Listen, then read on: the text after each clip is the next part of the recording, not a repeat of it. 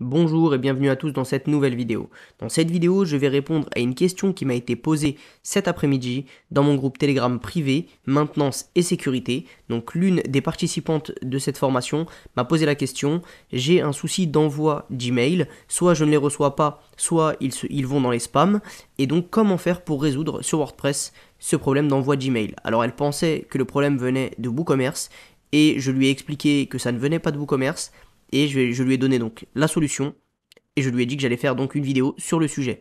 A tout de suite pour cette vidéo.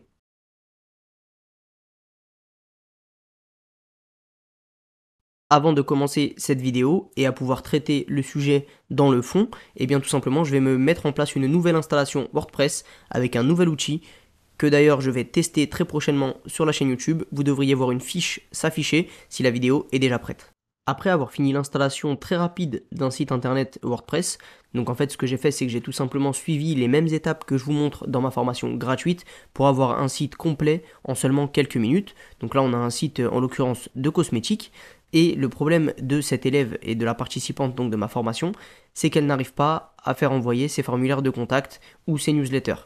Donc ici ce que je vais faire c'est tout simplement tester un formulaire de contact sur la page contact et puis je vais tout de suite voir ce qui cloche et est-ce que de mon côté ça fonctionne. Alors comme j'utilise un modèle gratuit de site internet, donc j'explique tout ça dans ma formation gratuite, alors je vais pas en reparler forcément ici, mais j'utilise le thème Astra et donc c'est Starter Site, et en fait il s'avère que mon formulaire ici ne s'affichait pas, tout simplement parce que le code qui était appelé, parce que eux dans les versions gratuites utilisent WP Forms, qui est un outil pour faire des formulaires, etc., eh bien, je n'avais pas tout simplement le bon code. C'était 21, le chiffre 21 au lieu de 16. Donc j'ai fait la petite modification très rapide, et maintenant je vais remplir ce formulaire, l'envoyer, et on va checker ensemble si on le reçoit. Donc mon formulaire est bien renseigné, maintenant je vais appuyer sur Send. Alors ici on a bien merci de nous avoir contactés, etc. Je vais ensuite me rendre donc sur mon outil de création de site internet en local, et je vais tout simplement checker dans la boîte mail. Donc là j'ai bien une nouvelle entrée, alors bien sûr je n'ai rien traduit dans le formulaire, etc. J'ai juste installé ça comme ça, et là on peut bien voir, alors là on est en texte brut, je vais mettre en HTML, ah c'est pas fonctionnel, dommage. C'est un nouvel outil, donc malheureusement le HTML n'est pas fonctionnel ici. Mais en tout cas on peut voir que il y a un mail qui est parti, et alors moi j'avais écrit test d'envoi, allons trouver test d'envoi dans tout ça, ça va être un peu complexe. Voilà, il doit être dans le secteur là. Envoyé depuis mon site, ok, et test d'envoi doit être pas loin de là. Bon, bref, c'est pas hyper intéressant de voir les mails sous ce format. D'ailleurs, c'est un peu dommage que le HTML ne fonctionne pas. Mais en tout cas, le mail est arrivé. Donc maintenant, moi j'arrive à envoyer des formulaires de contact. Maintenant, je vais essayer avec l'autre outil. Donc elle avait une problématique, c'est qu'elle a dans son site internet un outil pour envoyer des newsletters. Donc c'est cet outil-là, newsletter. Donc je l'ai installé. Je ne l'ai pas configuré, je vais le configurer très rapidement. Et je vais essayer d'envoyer une newsletter, voir si ça fonctionne. Lors du processus d'installation, je vois que je peux faire tout simplement un test d'envoi. Donc là, je vais faire envoyer un message de test, vérifier votre boîte aux lettres. Pour un message de test, vérifier également le dossier spam. Donc là, je vais checker ça de suite. On se retrouve ici et on voit donc que le formulaire a bien été envoyé. Donc moi, de mon côté, j'arrive bien. Alors là, en l'occurrence, HTML, ça marche. Ok. Bon, bah alors tout à l'heure, ça s'envoyait même pas en HTML, je pense. Je sais pas trop pourquoi, mais c'est pas grave. D'ailleurs, c'est plus propre de cette façon. Est-ce que maintenant on l'a de l'autre côté en HTML ou pas? Non, toujours pas. Bon, c'est pas très grave. Et bien là, le mail a fonctionné. Donc maintenant, moi, je n'arrive pas à reproduire son bug, mais je vais vous montrer dans cette vidéo comment ne jamais avoir de bug avec l'envoi Gmail sur WordPress. Donc vous allez tout simplement vous rendre sous extension ajouter, puis ensuite vous allez écrire WP Mail SMTP. On va prendre cette première extension, donc par la même équipe qui a créé le petit outil de formulaire que je vous ai montré tout à l'heure. Personnellement, je ne recommande pas d'utiliser cet outil lorsque l'on a Elementor Pro, parce que je le trouve inutile, mais après, selon vos besoins, vous pourrez bien sûr utiliser cet outil en version gratuite ou en version payante. En l'occurrence, moi ici, je vais prendre WP Mail SMTP par l'équipe de WP Forms, je vais l'installer et l'activer. Une fois installé, on se retrouve donc ici dans mes extensions, on peut le voir donc ici, WP Mail SMTP. Il existe bien sûr d'autres solutions d'autres solutions SMTP pour WordPress, mais en l'occurrence, moi j'aime bien celle-ci, elle fonctionne, donc pour l'instant c'est celle que j'utilise, et d'ailleurs elle est utilisée par plus de 2 millions de personnes, il y a plus de 2 millions d'installations actives, donc c'est juste énorme. Alors théoriquement elle n'a pas été testée là avec la dernière version de WordPress, mais je pense qu'elle est sans problème compatible avec la version 5.6 de WordPress au moment où je tourne cette vidéo. Donc là, on va tout simplement se rendre sur WP Mail SMTP, puis Réglages. Lorsque l'on clique sur WP Mail SMTP, donc dans les réglages, on a un message ici, merci d'utiliser WP Mail SMTP. Pour terminer la configuration de l'extension et démarrer l'envoi de vos emails, veuillez sélectionner et configurer votre service d'envoi. Et c'est ça en fait finalement le plus important pour garantir la délivrabilité de vos emails. Donc je vais tout simplement cliquer ici, et donc il m'a fait descendre sur l'onglet service d'envoi. Donc ici, par défaut, tout simplement on utilise PHP, donc c'est le protocole PHP Mailer qui va s'occuper d'envoyer vos emails via votre site internet. Il est plutôt recommandé d'utiliser des solutions dédiées à l'envoi d'emails. Alors on a par exemple Sendinblue qui est une solution française, on a aussi Mailgun, SendGride. Si vous avez aussi un compte Gmail, vous pouvez très bien sélectionner Gmail ou autre. Donc en fait, il y a plein de solutions de services d'envoi. Personnellement, ce que je recommande, c'est d'utiliser une solution dédiée à l'envoi comme Sendinblue. Ils ont donc des adresses IP dédiées à ça et ils sont généralement dans les bases de données de confiance des services d'email. Donc en fait, pour éviter que vos emails tombent en spam, eh bien, je recommande d'utiliser ce genre de solution-là. Après, vous pouvez utiliser votre propre compte Gmail, mais bien sûr, ce n'est pas fait pour envoyer des newsletters. Donc attention, si votre base de données est plus grande que, je crois, 300 personnes, après c'est à vérifier dans le quota de Gmail, eh bien, tout simplement, il faudra faire attention à ça. D'ailleurs, je crois que c'est écrit, le service d'envoi Gmail fonctionne bien pour les sites qui envoient peu d'emails, etc. Voilà, il y a des limites et des restrictions. Donc ça, c'est important de le savoir. Après, il y a une petite documentation ici que vous pourrez aller lire. Ensuite, vous pouvez suggérer un service d'envoi si vous en connaissez d'autres, mais en l'occurrence, si vous regardez cette vidéo, je pense que vous êtes débutant. Vous avez aussi Autre SMTP, donc c'est important de le mentionner. Autre SMTP, en fait, je vais vous donner l'exemple d'O2Switch, qui est un hébergeur que j'utilise. Eh bien, on peut créer des boîtes mail chez O2Switch. Eh bien, tout simplement, on va avoir ici, par exemple, votre serveur O2Switch va s'appeler, je sais pas moi, Toto. Ok, donc Toto, parce qu'ils aiment bien mettre des noms rigolos, abricot, chat, etc. etc. Donc disons qu'il s'appelle Toto votre serveur. Ici ça va être toto.o2switch.net. Vous allez ensuite demander à vos emails d'être envoyés par exemple en SSL. Donc ça va automatiquement vous mettre le port SMTP associé, etc. Donc là c'est comme si vous aviez mis votre propre mail, donc c'est le cas en fait, vous allez mettre votre propre mail avec votre mot de passe. Vous allez enregistrer ici les réglages et après tous les emails qui partiront de votre site seront comme envoyés depuis une solution de messagerie comme vous pourrez utiliser par exemple je sais pas moi mail sur iPhone, etc. Donc en fait ça va vraiment utiliser cette solution là pour envoyer vos emails. Donc ça c'est dans le cas de Autre SMTP. Moi je recommande comme je disais Sendinblue, c'est bien plus simple. Vous pouvez vous inscrire gratuitement à Sendinblue, donc en gros c'est cette solution là. On peut voir au niveau des tarifs que c'est très abordable et surtout ça commence avec un forfait gratuit.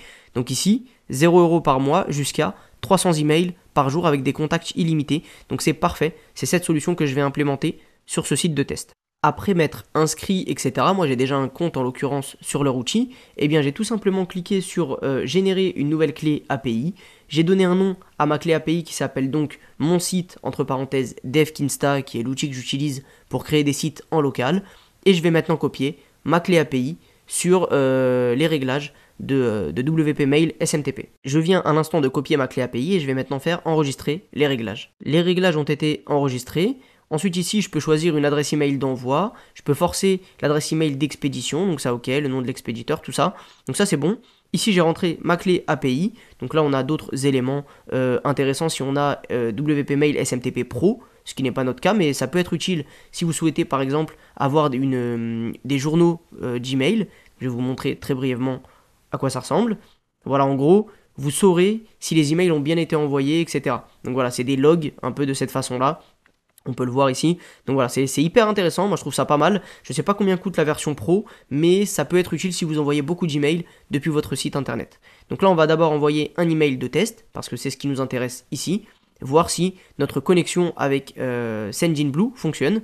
Donc ici, c'est bon, l'email de test a bien été envoyé, on va vérifier tout de suite dans notre outil de développement local. Donc là ici, je vais sortir, et là j'ai l'impression que rien n'a été reçu.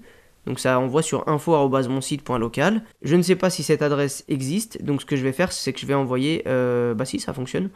Donc pourquoi là je ne l'ai pas reçu? Bonne question. Bonne question. Bonne question.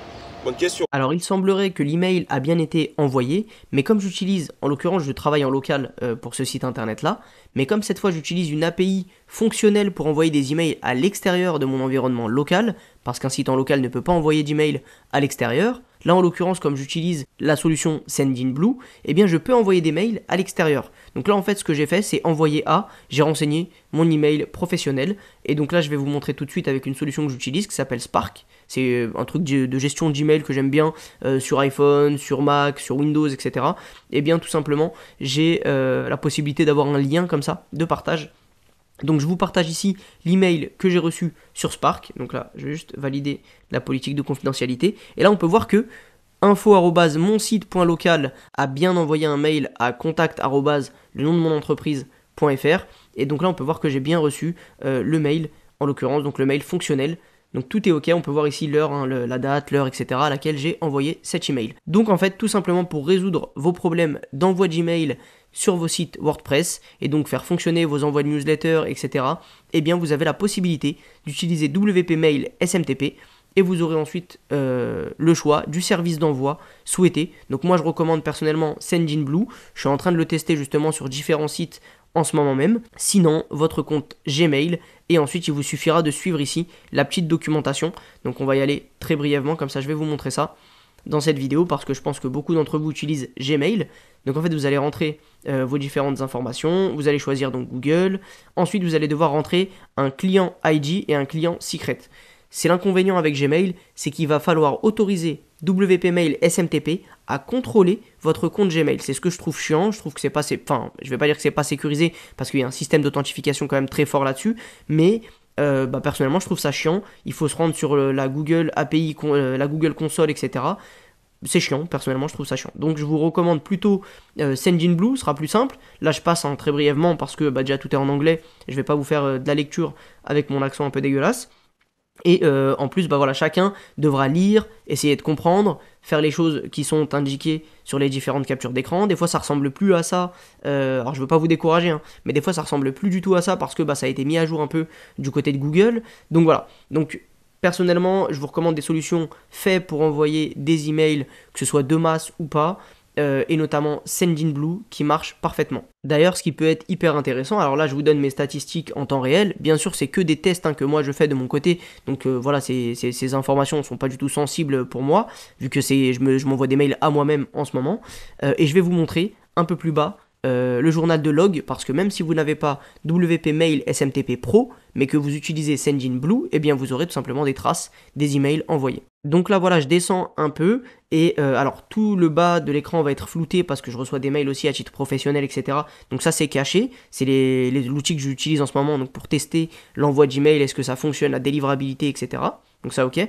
Mais en fait plus haut, ce qu'on peut voir ici, c'est tous les WP Mail SMTP, HTML, email de test, etc., etc. Donc on peut voir que tous ces mails là sont bien partis et ont bien fonctionné. On peut voir que par exemple, lorsque j'envoie sur mon info@monsite.local qui est une adresse finalement locale, propre à mon ordinateur, comme elle n'existe pas, eh bien j'ai un soft bounce, ça veut dire que finalement ça s'appelle un rebond en fait, le mail n'a pas été reçu. Donc c'est normal, c'est une adresse qui n'existe pas, je n'ai pas acheté mon site.local, c'est un nom de domaine local, j'aurais pu m'appeler google.local et ça n'aurait pas marché aussi.